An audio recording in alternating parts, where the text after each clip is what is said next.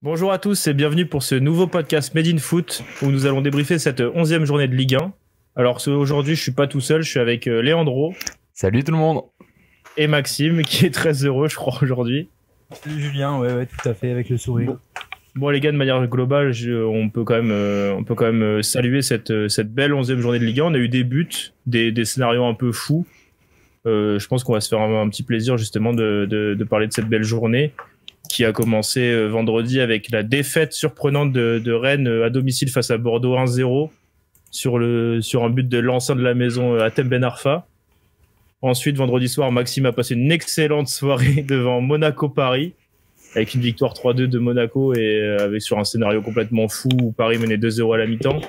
Le samedi, Brest a déroulé son football comme souvent au stade Francis Lebet face à Saint-Etienne en l'emportant 4-1. Et ensuite, dimanche, il y a eu 6 matchs au programme avec Nantes-Metz, un but partout. Lens qui s'est imposé à Dijon 1-0 sur une bourde de Rachiopi. Montpellier qui a fait un festival à domicile face à Strasbourg avec une victoire 4-3. Et Nîmes pour Léandro qui s'est offert une victoire depuis longtemps face à Reims 1-0 sur un penalty de Ripard, c'est ça? Plus beau match du week-end, je tenais à le rappeler. But de Ripard, le week-end des sauvés. À 17h, Lyon s'est imposé 1-0 à Angers et non sans grande difficulté. Et enfin, Lille, comme souvent cette saison, a assuré le spectacle en clôture de la 11e journée de Ligue 1 à domicile face à Lorient avec une victoire 4-0. Et à noter le premier but de Jonathan David enfin. Pour commencer, on va s'attarder sur ce Monaco-Paris. On va laisser la parole à Maxime. Je pense que ça va lui faire plaisir de nous raconter un peu ce match-là. Ouais, Julien, c'était le choc de cette 11e journée de Ligue 1. Donc Monaco accueillait le PSG. Et on a assisté à un début de match équilibré, on va dire, entre les deux équipes. Le pressing monégasque a gêné les Parisiens. Mais le club de la capitale va quand même réussir à marquer. Malheureusement pour Monaco, c'est Mbappé formé au club qui est venu un peu tuer les premiers espoirs monégasques. Accélération fulgurante, il a déposé Dissassi, il a fusillé Manonnet, voilà 1-0. Et à partir de là, Monaco a totalement changé de visage. Ça commençait à jouer à Monaco et ce but est venu annuler tout ce qu'on avait vu auparavant. Ça les a calmés, ouais. Ouais, totalement. Et après, Fofana a été coupable d'une faute sur Rafinha. Et donc, penalty pour le PSG. Mbappé s'en charge. 2-0. Et donc là, on s'est dit, ça va être compliqué pour Monaco. Parce que là, ils ont totalement craqué. Ils encaissent un premier but refusé pour hors-jeu. Avec une passe de et un deuxième but refusé. T'oublies de parler de la passe décisive de Badiachil ou... Comment?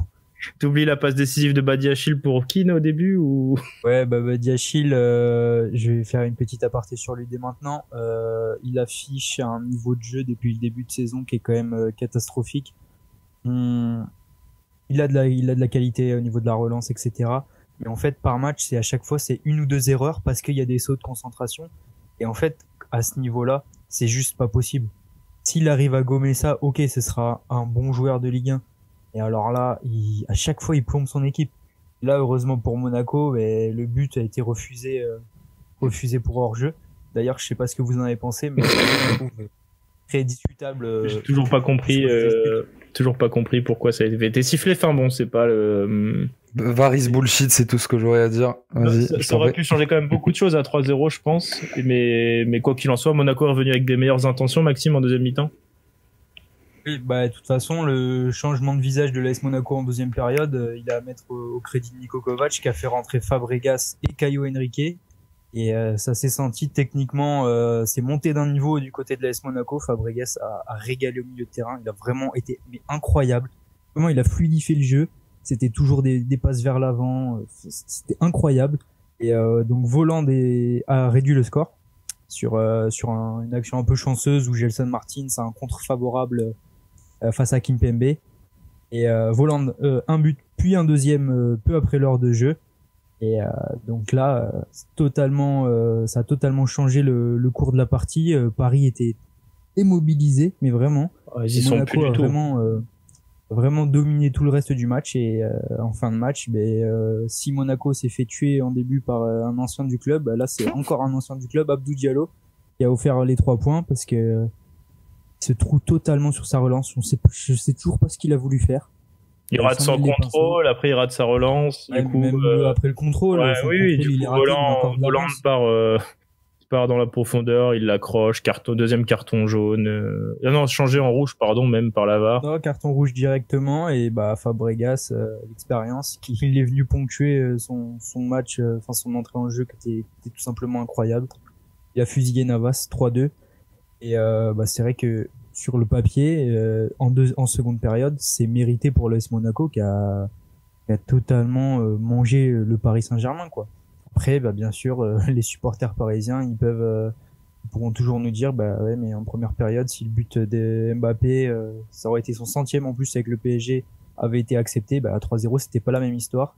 Je suis bien d'accord, mais après, le PSG n'a pas à s'effondrer comme ça. Enfin, Kimpembe l'a dit, c'est quasiment une faute professionnelle que de s'être fait remonter 3 buts, pardon, comme ça.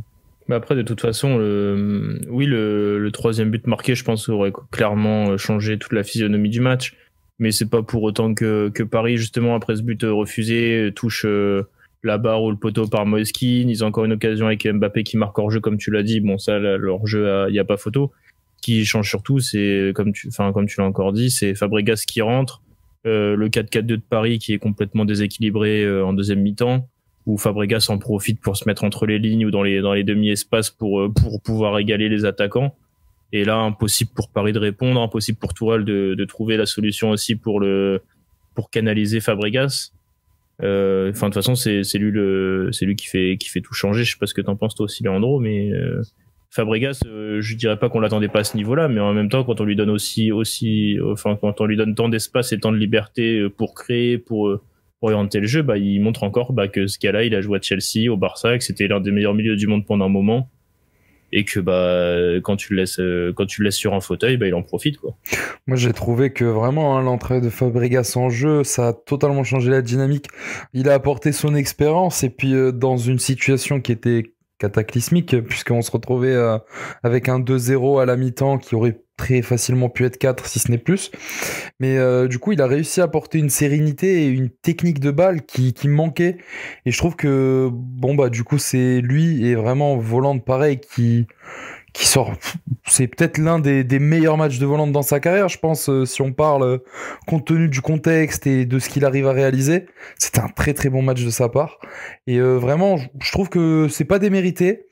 Après, une fois de plus, un facteur VAR, tout ça qui rentre en jeu, et bon, c'est dommage, ça continue. Enfin, j'ai l'impression que chaque week-end, on aura une action de la VAR, quoi. Chaque week-end, j'ai l'impression que c'est la même chose. Il nous arrive des choses comme ça. On devait régler les problèmes et éviter justement la discussion qu'on est en train d'avoir. Bah exactement. Et tu vois, mais le truc, c'est que chaque week-end, on finit par, je sais pas, hein, peut-être que c'est moi. Hein. Revenir sur la VAR. Ouais. Chaque week-end, on revient sur la VAR, tu vois. Mais là, vraiment, genre, le problème, c'est que ce week-end, c'était vraiment. Moi, il faudrait qu'on m'explique ce qu'il y a sur l'action de Moise Kean, tu vois. Genre, vraiment, j'ai du mal à comprendre ce qui a pu y avoir sur cette action. Heureusement, d'ailleurs, du coup, qu'elle est annulée, parce que sinon, ça faisait une énième, un énième raté pour Badiachil. Et non, bah voilà, c'était mérité pour Monaco. J'ai trouvé un très très beau match, et ça m'a fait plaisir de revoir un match de Ligue 1 comme ça, quoi.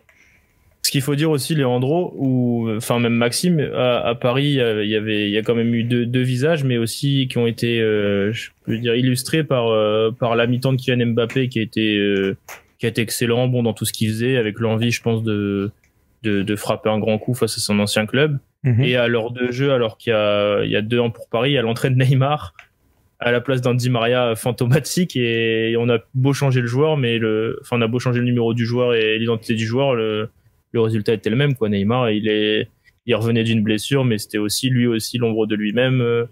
Il y avait aucun remplacement défensif. On avait l'impression qu'il rentrait là juste histoire de prendre quelques minutes dans les jambes avant d'affronter Leipzig demain. Mais c'est encore une fois pas normal à ce niveau-là de voir ça de Neymar, qui plus est, il rentre à la 60e, 65e, il y a 2-2. On s'attend à ce qu'il... Ouais, c'est un game changer. On s'attend à ce qui porte tout le monde, qui hausse tout le monde vers le haut, qui monte un signe de révolte et tout, et puis au final, pas grand chose, quoi. Non mais exactement, et moi je trouve que au final son entrée elle a pas enfin on va pas dire qu'elle a pas non plus rien apporté, puisque bon c'est quand même du Neymar, il a quand même eu des tenues de balle etc, mais c'était pas fulgurant. Et puis derrière, bah Monaco, ça les a pas du tout intimidés, tu vois. Ils auraient pu se dire ouais, Neymar entre en jeu, etc. On va peut-être calmer un peu le jeu ou quoi, mais pas du tout. Genre du début à la fin. Mais vraiment, moi, je me suis dit, c'est quoi ce Monaco qui vraiment, comment les mecs ils arrivent à faire la pire mi-temps de leur saison pour moi et la meilleure mi-temps genre juste après, tu vois. Ouais. Tu vois, je suis pas d'accord parce que je trouve que les 20 premières minutes de Monaco, elles sont pas du tout inintéressantes. Vraiment, je parlais du pressing en début de match. Je trouve qu'ils les ont vraiment gênés. Il y a eu vraiment des micro-occasions avec des frappes de loin. Et je trouvais Monaco qui est bien dans son match. Et la seconde, après l'impression qui voilà, c'est ça. C'est la deuxième impression qui permet de juger ça. C'est que quand tu vois les 20 dernières minutes de la première mi-temps, c'est le néant. Hein. Paris s'amuse. Il n'y a plus personne. T'as un groupe. Ça, je suis d'accord. Mais c'est pour ça que Leandro dit ça. Ouais, ça, je suis d'accord. Mais il faut quand même dire que le début de match de Monaco est pour moi pas raté. Les 20 premières minutes. Et il faut surtout aussi ajouter que Monaco jouait donc sans Benjamin Lecomte, son gardien titulaire, sans Ruben Aguilar, titulaire aussi, et sans son capitaine et meilleur buteur, Wissam Ben Yedder. Et donc, réaliser ce genre de performance, s'imposant 3 buts à 2 en revenant, et ben, c'est tout bonnement incroyable parce que, justement, il y avait des absents et cette équipe a montré qu'elle avait du caractère. Et, après la victoire face à Nice, là, c'est un nouveau gros coup de Monaco qui, vraiment accroche le wagon de tête. Et c'est très prometteur pour la suite. Mais tu vois, ce qu'il y a aussi, c'est enfin, tu vois, je suis d'accord sur les 20 premières minutes de Monaco, mais alors cette saison, enfin, toi, tu regardes tous les matchs, hein, mais tu me diras quel est le début de match raté par Monaco. Dans les 3/4 des matchs, Monaco, dans les 15 premières minutes, c'est souvent comme ça, tu vois. Ça va dominer, ça va être sur son adversaire, ça va faire énormément de frappes, mais malheureusement, ça rentre pas souvent, tu vois. Et je vois ce que tu veux dire aussi. Et puis j'espère que ça redonne un nouveau visage et un bon élan à Monaco pour continuer, tu vois. Oui, parce que tu vois, il y a 2 semaines, on faisait l'analyse de PSG Rennes. On disait Rennes, ok, super début de saison. Ils sont allés au parc, ils se sont reniés. Ils ont pas joué. Monaco, là, a joué contre le Paris Saint-Germain comme ils ont joué contre toutes les autres équipes de Ligue 1 depuis le début de saison. Ils n'ont pas changé leur plan de jeu. Et je pense que justement, avec leur certitude, c'est comme ça qu'ils sont allés bousculer le Paris Saint-Germain et on peut que les féliciter pour ça. Non mais vraiment ouais, très très beau match et puis félicitations à vous pour cette belle victoire. Et au classement c'est quand même une belle opération puisque Monaco est 5e de Ligue 1 mais à égalité de points avec Lyon 3e. Ça sent bon l'Europe, enfin, en tout cas on a des espoirs d'Europe du côté de Louis II. Non mais surtout que si Kovac le connaissant il va garder ses idées de jeu comme il fait depuis le début, tu vois, et il lâchera pas. Et je pense que si les joueurs ils arrivent à s'imprégner totalement de ce coach, ça ne pourra que être l'Europe à la fin de la saison, c'est obligé. Maxime nous a fait une transition toute trouvée tout à l'heure en parlant des équipes qui reniaient pas leur jeu. Et on peut partir directement au stade Francis Leblay, où la semaine dernière déjà on avait fait l'ode à Olivier Dalloglio, il y a 2 semaines d'ailleurs, la semaine dernière c'était la trêve, où on mettait en lumière le travail incroyable du coach à Brest et puis rebelote. Cette fois c'est Saint-Etienne qu'on a fait les frais avec une défaite 4-1 au terme d'une première mi-temps plus que maîtrisée de la part du SB 29. Ça a commencé très fort avec un but dès la 7e minute de Franck Honora, l'un ancien de la maison encore, on va beaucoup en parler, entre Ben Arfa contre Rennes, Mbappé contre Monaco, et là cette fois c'est Honora face à Saint-Etienne, pardon. Saint-Etienne était complètement dépassé, il y avait des contres dans tous les sens pour Brest et qui auraient pu faire encore plus mal que ça. C'est peut-être ça qui est encore plus inquiétant pour Saint-Etienne. Le but du 2-0 arrive vers la 20e minute avec un but de la tête de Duverne. On croit quand même à la demi-heure de jeu une petite réaction stéphanoise avec la réduction du score de Camara. Mais au final, pas du tout, quoi. Saint-Etienne retombe un peu dans ses travers, Brest accélère encore et grâce à ses latéraux très haut sur le terrain, Pierre Gabriel et Perrault notamment, se sont créés d'autres occasions. Il y a le 3e but superbe de Cardona au terme d'une belle action justement avec Honora qui lui rend l'appareil sur le premier but. Et on finit par un centre en demi-volée de Perrault juste avant la mi-temps. Parfait pour Mounier qui trompe Moulin de la tête. Faut savoir aussi que Brest a marqué sur ses 4 frappes cadrées. Enfin voilà, ils ont mis tous les ingrédients pour gagner Claude Puel et Sainté ont plus qu'admirer que peut faire le 13e de Ligue 1, quoi. T'en as pensé quoi, toi, Léandre? Non, mais moi, vraiment, je suis heureux, tu vois. Ce week-end, ça m'a rendu heureux que Brest gagne, puisque c'est une victoire pour le football, vraiment. Pour le football en général, puisque une fois de plus, c'est une équipe qui joue, qui propose un beau football, où il y a une belle cohésion, où il n'y a pas franchement de grosses stars, tu vois. Et au final, tout le monde joue d'une manière si belle et si... C'est le football, tu vois, c'est ce qu'on veut et c'est ce qu'on veut voir. Et alors en plus, ils en claquent 4 à Saint-Etienne, qui est totalement, pour moi, l'inverse, tu vois. C'est pas une équipe qui joue au football et qui me fait pas plaisir. Vraiment, moi, j'étais très heureux. Je trouve sévère quand même quand tu vois encore leur match contre Lyon avant la trêve, pendant une mi-temps, ils jouent. Je pense je les ai pas forcément dans mon cœur aussi, hein, je t'avoue. Mais non, mais tu vois, moi j'étais content. Et puis en plus, on se retrouve avec une victoire pour une fois, une victoire de Brest avec la manière, tu vois, et où défensivement ça a tenu la route. Puisque bon, ils se prennent un but, mais tu vois, d'habitude, c'est une équipe qui est vachement plus ouverte sur le point de vue défensif. Et comme on avait pu le voir contre Lille, tu vois, ils ont failli se faire remonter, malgré un très bon début de match. Donc non, c'était un très beau match. Max, toi, qu'est-ce que t'en as pensé de Brest en général? Et je vais pas vous tenir le même discours toutes les semaines, mais oui, comme Leandro et comme toi, j'ai adoré. Et je voulais souligner l'apport de Steve Mounier dans le jeu brestois, qui offre un profil. Pouvait avoir Gaëtan Charbonnier quand il était en Ligue 2, mais qu'il a un peu perdu là en Ligue 1. C'est que de haut but, il est vraiment super intéressant. Il permet au bloc brestois de souvent remonter quand ils ont pas la balle. Et je l'ai trouvé super intéressant. Il était auteur d'un but, donc tu l'as dit, sur un nouveau centre de Perrault, nouvelle passe D, encore une fois décisif. Je crois que c'est le latéral le plus décisif cette saison en Ligue 1. Donc non, c'était vraiment un super match, et encore une fois, bravo à Brest. Et comme l'a dit Leandro, Saint-Etienne, c'est quand même très inquiétant. 7e défaite consécutive. C'est ça, ouais. Et en fait, on voit pas vraiment de leader dans cette équipe qui serait capable en fait de remobiliser les troupes et de se dire ok, les gars, là franchement c'est la merde, on va peut-être se sortir un peu les doigts. Et mais de toute façon, on le voit. C'est Sainté, bébé, hein. Non, mais on le voit avec Claude Puel aussi, qui relance comme ça dans un match pas évident. Franchement, aller à Brest, c'est pas évident en ce moment, et qui relance Riyad Boudbouz, qui avait pas joué de la saison. Par exemple, c'est pas un cadeau non plus de le titulariser là-dedans, quoi. C'est vas-y, débrouille-toi un peu, essaie d'apporter ta technique et tout, mais dans un milieu de terrain qui était aussi dépassé face au positionnement adverse et aux combinaisons, c'était vraiment pas un cadeau pour lui, quoi.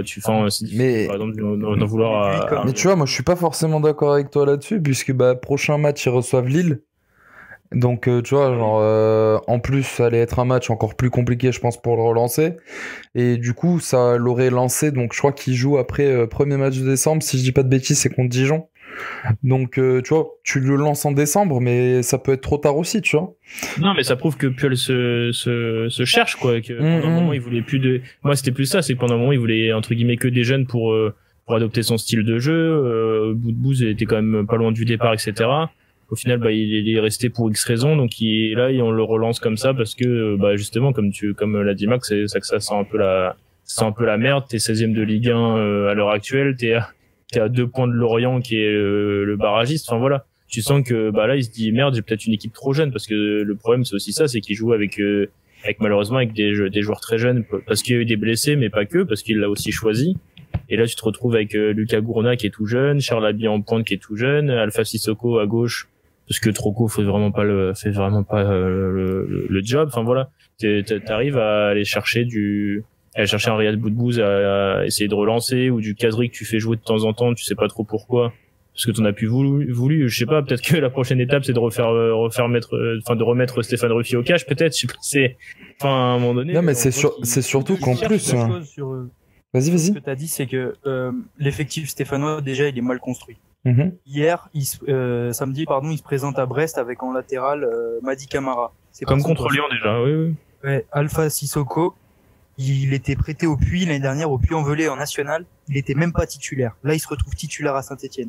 Déjà, il y a un problème de construction d'effectifs. Deuxième chose, tu parlais des jeunes. Ok, il y a des jeunes, il y en a d'autres quand même qui ont ce statut de cadre normalement. Je pense à Moulin ou à Kolo Diedzak.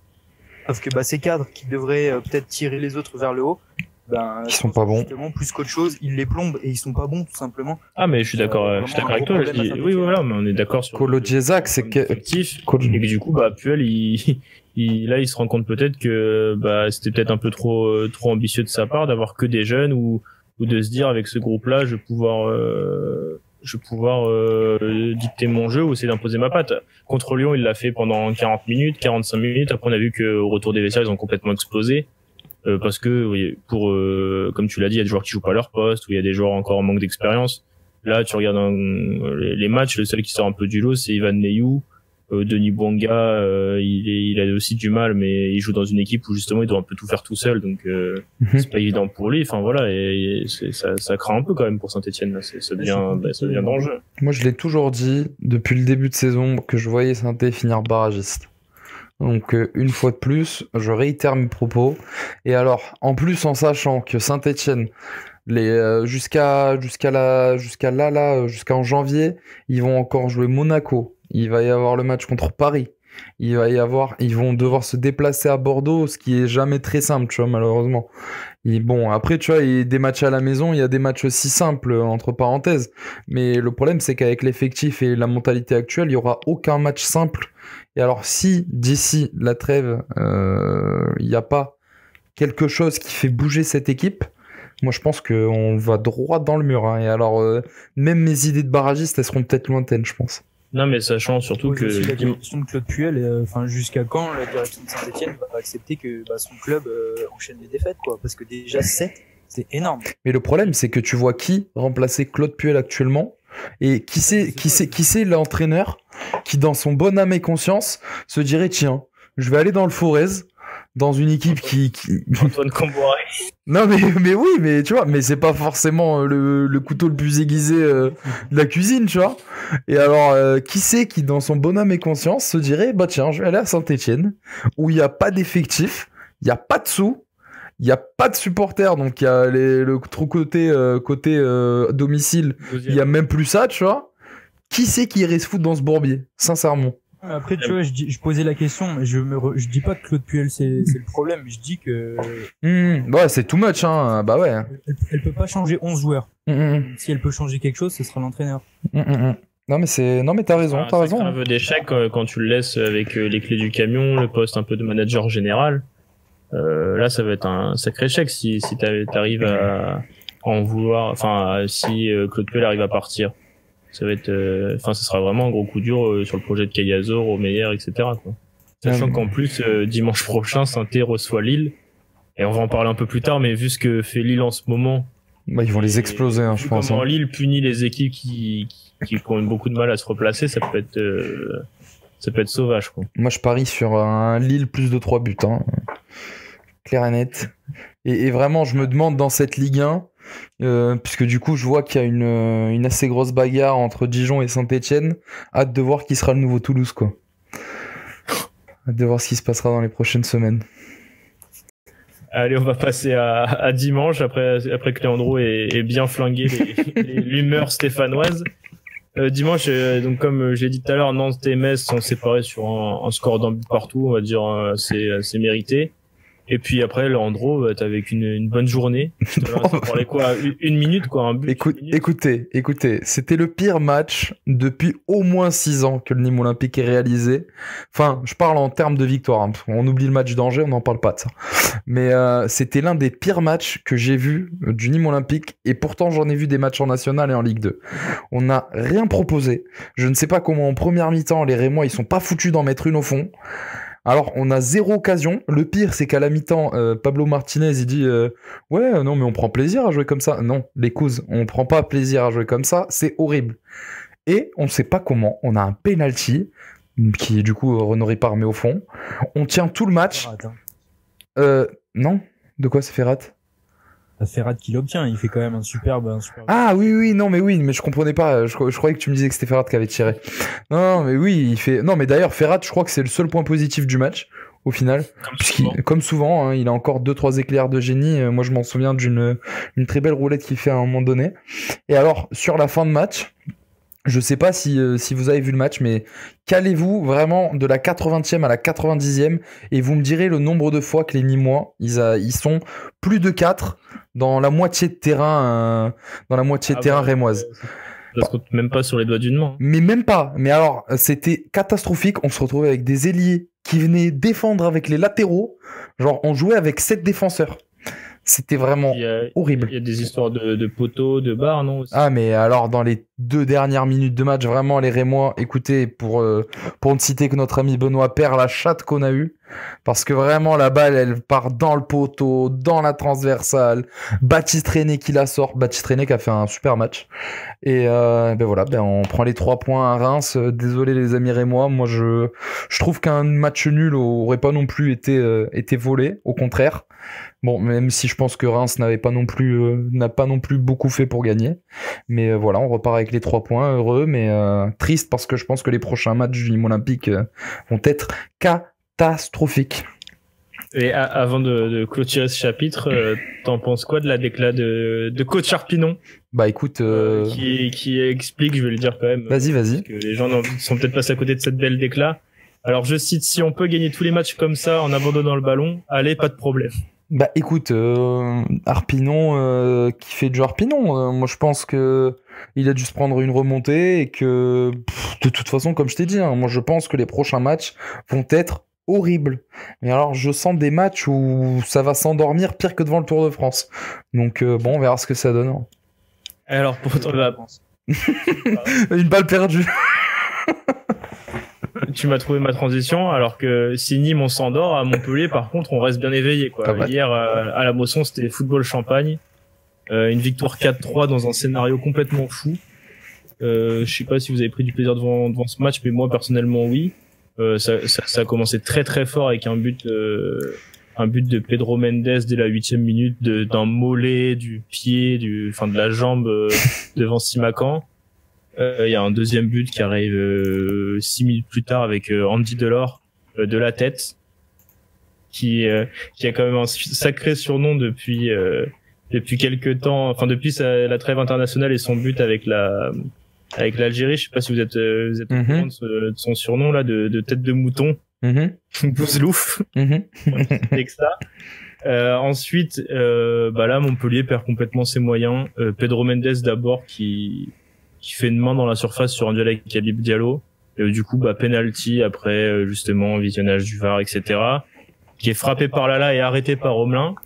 Sauf que Omelin, malheureusement, il a les pieds décollés de la ligne, donc on retire le penalty et cette fois Kenny Lala le marque. À la 25e minute, donc 8 minutes plus tard seulement, il y a un contre assassin de Strasbourg avec un dégagement de Kawashima qui envoie le ballon directement sur Bellegarde, qui résiste au duel face à Pedro Mendes avant de s'écrouler dans la surface. Donc deuxième penalty provoqué par le défenseur portugais et deuxième but strasbourgeois donc. Habib Diallo là cette fois. C'est ça, ouais. Et puis à la demi-heure de jeu, je pense que là on a un des buts de la journée. Il y a le ballon qui arrive côté gauche, Mihailo Ristic qui nous fait une Quaresma, c'est-à-dire un extérieur du pied. Mais incroyable. Ouais. Un centre du pied gauche, je pense que de l'extérieur du pied, même Quaresma serait jaloux, je pense. De ce centre-là, puis Andy Delors qui coupe dans la surface où il est tout seul entre deux défenseurs et qui envoie une tête puissante au fond des cages. Franchement là pour le coup il y avait il y a rien à dire quoi. Montpellier ça fait plaisir, ça joue au ballon et puis c'est récompensé, mais même malgré ça ils se refont remonter. Ouais, il y a encore un coup du sort où il y a un ballon dans la surface et il y a Daniel Congré qui aurait été gêné par le soleil apparemment, qui rate la balle. Et Ludovic Ajarc marque. Alors on est 3-3 à la mi-temps. On se dit quand même que Strasbourg et j'allais dire béni des dieux.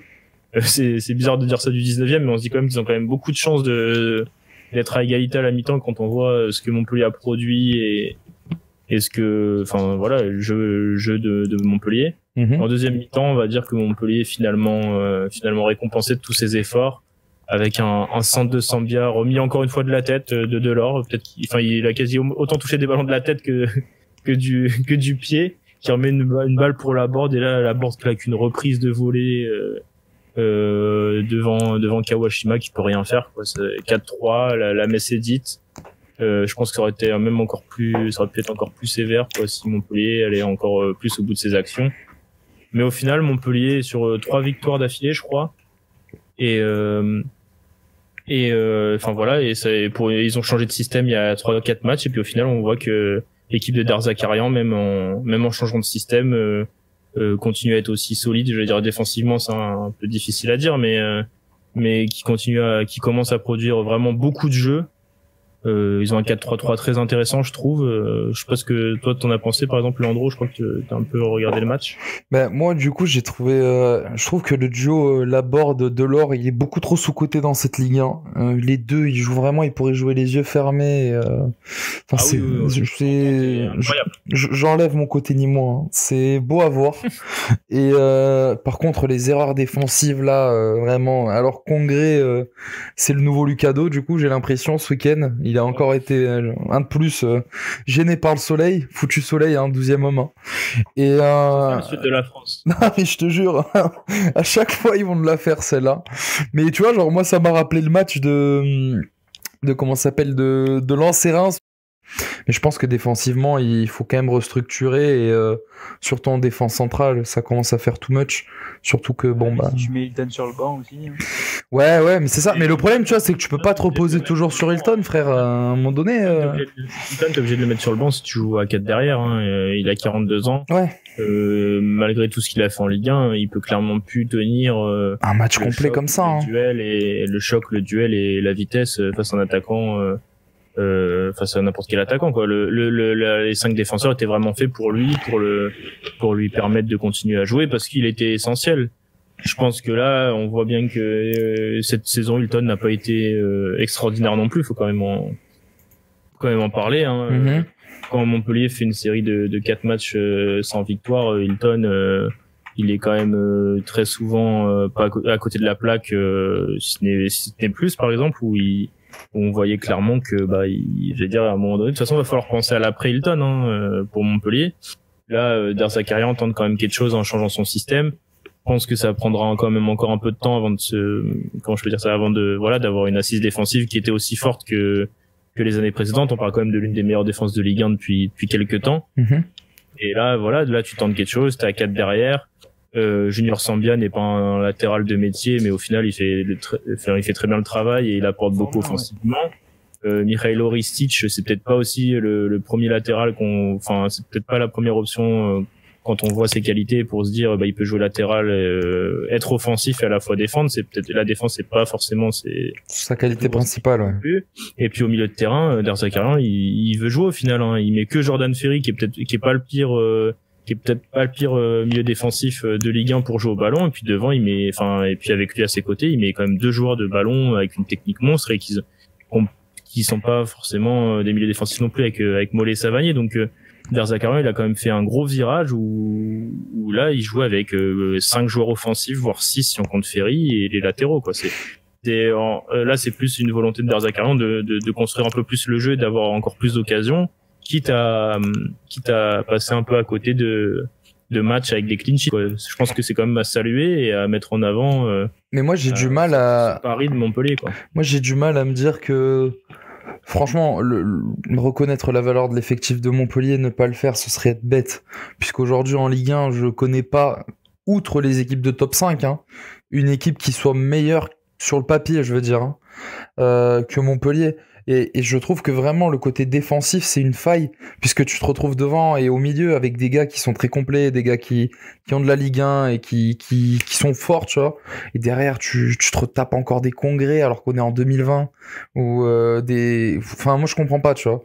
Et alors ouais, vas-y. Très sévère avec Congrès, personnellement, je trouve. Je suis pas enfin je suis vraiment pas fan de Congrès et vraiment et après je pense que moi vraiment les 2 latéraux, il faudrait des mecs un peu plus expérimentés et qui sachent défendre, malgré que Ristic, je trouve que c'est vraiment un très très bon joueur, tu vois, comme tu l'as signalé.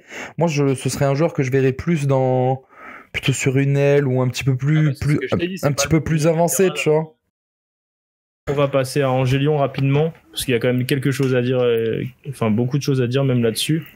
Maxime, toi qui as vu le match, tu veux commencer par quoi, la sortie en barbare d'Anthony Lopez qui fait beaucoup réagir les Angevins, la victoire de Lyon à l'arraché. Qu'est-ce qui te... On commence par Lopez et comme ça après on parle du match. Encore une fois, Anthony Lopez bouché. Alors autant je l'ai beaucoup défendu sur ses sorties, parfois un peu kamikaze, ou des fois, il faut le dire, c'était pour se protéger lui. Mais alors là, sa sortie sur Romain Thomas, le genou dans le dos. Il risquait pas grand-chose face à Romain Thomas là, qui était dos à lui. Ah oui, voilà. Mais moi cette image, elle m'a rappelé en 2014 quand Neymar s'était pris sur un duel aérien, pareil, un genou, je crois que c'était Zuniga. La Colombie. Et ouais, exactement. La Coupe du Monde. Ouais. Et, on avait appris quelques semaines qu'il était passé vraiment à quelques centimètres d'être paralysé. Et quand je vois cette image de Lopez qui sort, c'est débile. Excusez-moi, mais c'est débile. Tu vois, il a aucune raison de faire ça, quoi. Il se protège de rien du tout. Il sort avec le genou en avant pour sortir avec le genou en avant. Donc va falloir qu'il arrête parce que ça devient vraiment vraiment pénible en fait. Et ce sera difficile pour lui d'arrêter. C'est son style. Si je peux dire. C'est son style, mais outre ça, il a été très très bon parce que match, il était très bon et il a sauvé vraiment les Lyonnais à plusieurs reprises. Je crois que c'est 4 parades en première période devant Fulgini et Capel. Fulgini, je me permets, qui est vraiment très très bon depuis le début de saison, qui a toujours alterné entre le bon et le moins bon sur ses 3 premières années à Angers. Et là cette année, il est en train de prendre un peu de consistance et vraiment de devenir la pièce maîtresse, le joueur qu'on attend quand même. C'est le joueur qu'on attendait de lui quand tu vois son talent à 24 ans, c'est enfin qui subit le plus de fautes en Ligue 1. Et hier ça s'est vérifié, petit traitement de faveur sur sa personne. Malheureusement pour lui, il a pas su trouver la faille face à Anthony Lopez qui a été vraiment exemplaire. Et voilà, Angers aurait mérité mieux, mais bon, Lyon, on parlait de Monaco en début de podcast, un changement qui a fait la différence à Lyon, c'est l'entrée de Bruno Guimaraes, pareil, comme Fabregas. Il a fluidifié le jeu. Tout allait mieux, tout était plus rapide. Un autre visage de l'Olympique Lyonnais qui va finir par marquer par l'intermédiaire de Tino Kadewere, encore lui, héros lors du derby à Saint-Etienne, face à Saint-Etienne il y a 2 semaines, et là il récidive, réception d'un centre de Léo Dubois, contrôle poitrine, frappe. But. C'est ça.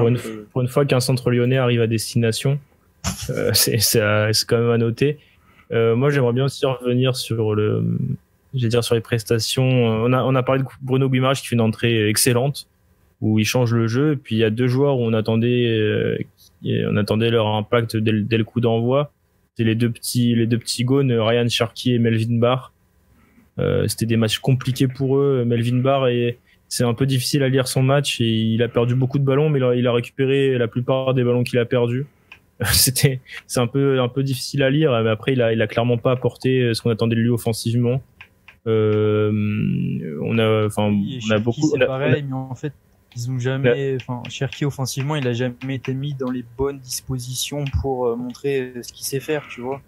Et alors je suis d'accord, ils ont pas fait un bon match les deux, mais ça va pas leur servir parce que Garcia, on sait, il les fait quasiment jamais jouer. Et là, là on les revoit plus pendant 2-3 semaines. Ce qui est terrible, c'est que ces mecs-là, en fait, ils ont quasiment jamais de temps de jeu.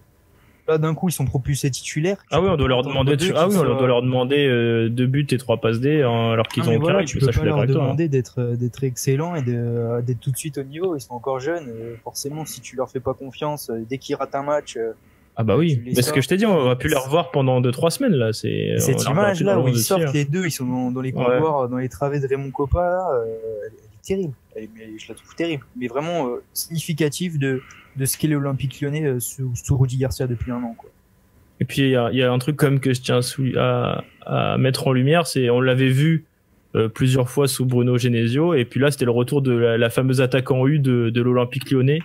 On connaissait la formation lyonnaise, donc on peut aussi maintenant admirer l'attaque en U lyonnaise, c'est-à-dire 11 joueurs qui se font la passe autour de la surface, mais il faut surtout pas y rentrer parce que ce serait con de marquer des buts ou de se créer des occasions. Mais c'est quand même c'est ça, Maxime, pour résumer grossièrement. Enfin quoi, grossièrement, pour résumer la première mi-temps lyonnaise, c'est des ballons qui arrivent sur les ailes, où on n'arrive pas à faire le centre qu'il faut, où on retourne en arrière pour jouer avec les milieux de terrain.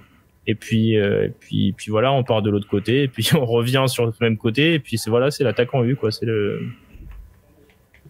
Non, mais c'est vrai que côté lyonnais, on est vraiment en droit d'en attendre beaucoup plus, encore une fois, ils sont sauvés par Kadewere et ils peuvent s'estimer heureux parce qu'on l'a pas notifié, mais en toute fin de match, il y a Doumbia, le latéral gauche angevin, qui lâche une grosse frappe croisée qui est sauvée vraiment sur sa ligne par Diomandé qui venait de rentrer en jeu.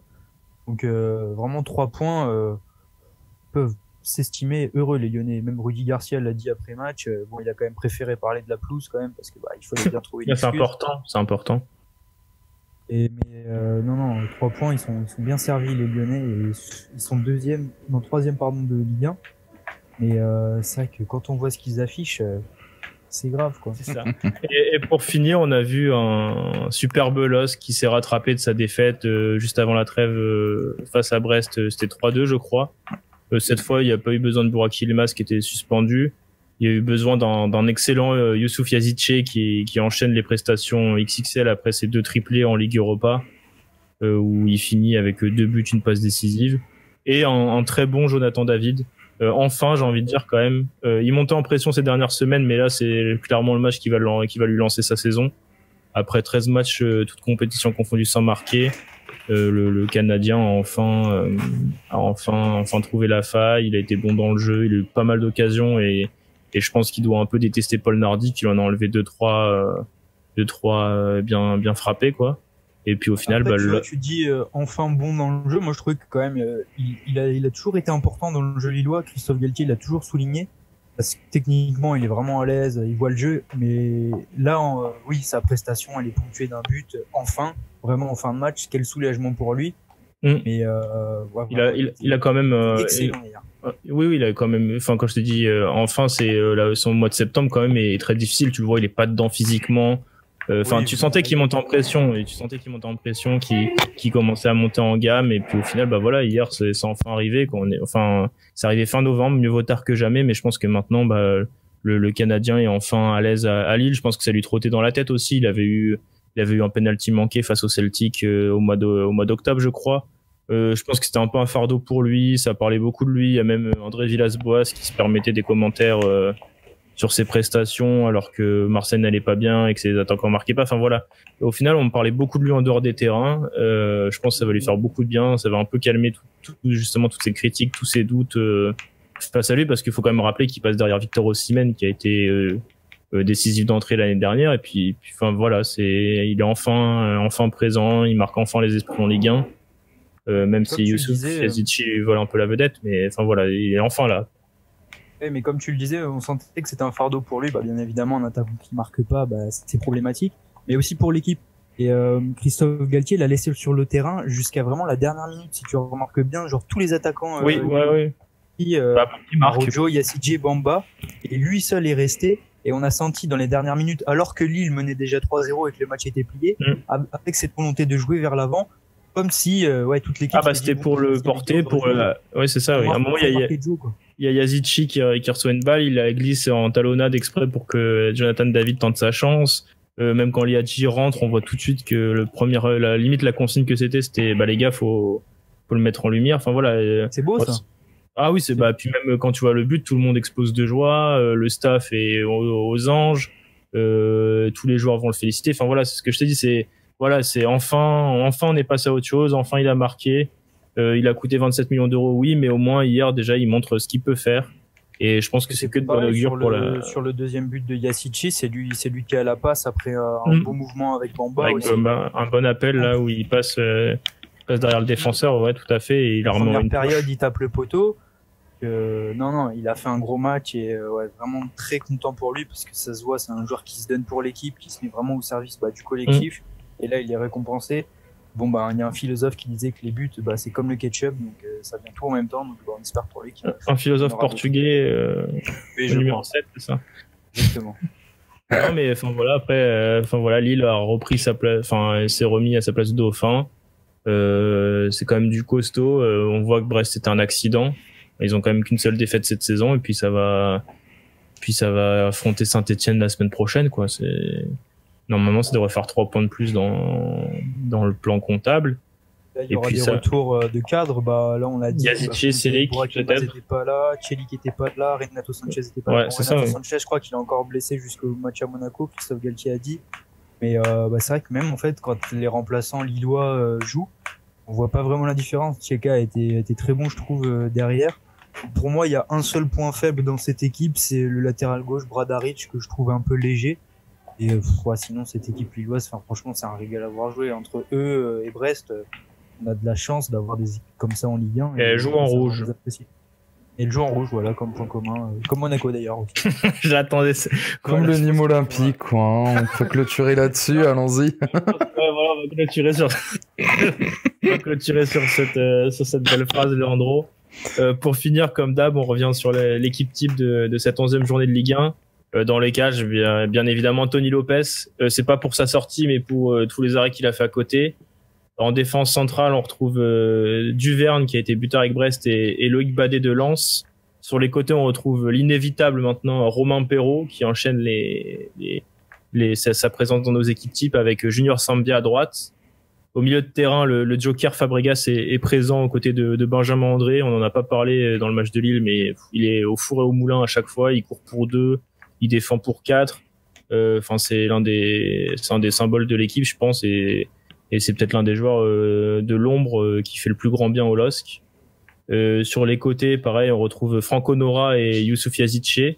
Et puis en attaque, pour faire plaisir à Maxime, on a mis Kevin Volland, auteur d'un doublé, puis Andy Delors, le goléador et capitaine du Montpellier Hérault. Je pense qu'on a fait le tour de cette 11e journée de Ligue 1. On se retrouve la semaine prochaine pour un prochain podcast.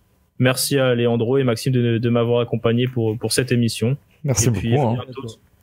Et à bientôt sur Made in Foot et tous nos réseaux sociaux et notre chaîne YouTube. Merci. Ciao tout le monde.